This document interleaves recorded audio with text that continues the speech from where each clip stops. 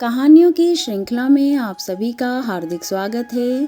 आज की हमारी कहानी है रुरु मृग। एक समय की बात है जब रुरु मृग हुआ करते थे।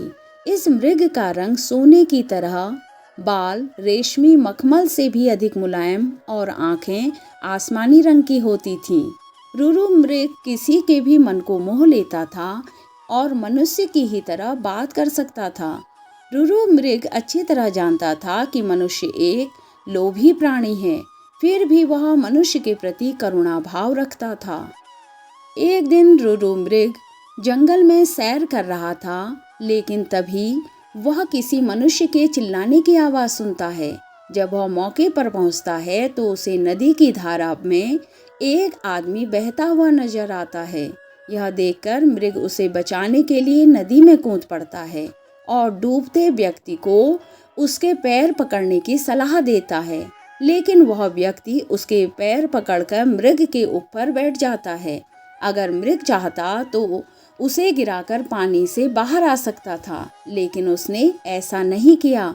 वह स्वयं तकलीफ सहकर उस व्यक्ति को किनारे तक ले आता है। बाहर आते ही व्यक्ति मृग को धन्यवाद कहता है, तो इस पर मृग कहता है, अगर तुम मुझे सच में धन्यवाद करना चाहते हो तो किसी को यह मत बताना कि तुम्हें एक स्वर्ण मृग ने डूबने से बचाया है। मृग ने उसे कहा, अगर मनुष्य मेरे बारे में जानेंगे तो वे मेरा शिकार करने की कोशिश करेंगे। यह कहकर रुरु मृग जंगल की ओर चला जाता है। कुछ समय बाद उस राज्य की रानी एक सपना देखती है जिसमें उसे रुरु मृग दिखाई देता है। रुरु मृग की सुंदरता को देखने के बाद रानी उसे अपने पास रखने की लालसा करने लगती है। इसके बाद रानी राजा को रुरु मृग ढूंढकर लाने के लिए कहती है।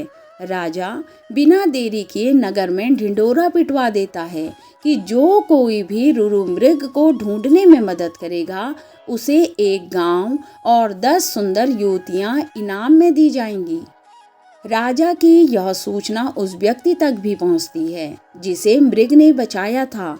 वह व्यक्ति बिना समय गवाए राजा के दरबार में पहुंच जाता है और रुरु मृग के बारे में राजा को बताता है।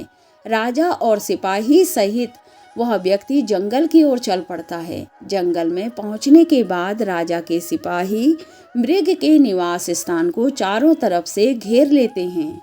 जब राजा मृग को देखता है तो खुशी से फूले नहीं समाता, क्योंकि वह मृग बिल्कुल वैसा ही था जैसा रानी ने बताया था।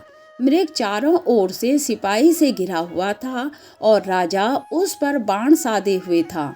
लेकिन तभी मृग राजा से मनुष्य की भाषा में कहता है, हे राजन, तुम मुझे मार देना, लेकिन पहले मैं यह जानना चाहता हूँ कि तुम्हें मेरी जगह का रास्ता किसने बताया।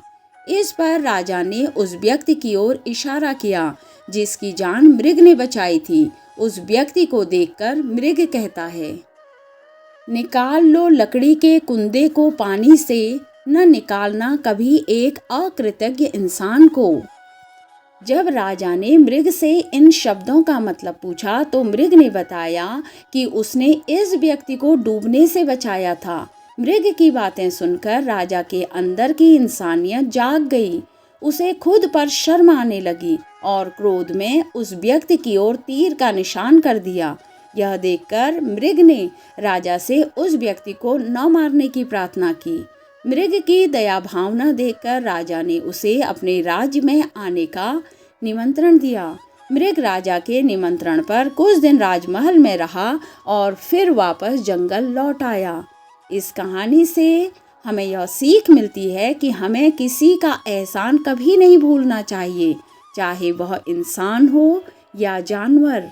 कहानी सुनने के लिए धन्यवाद।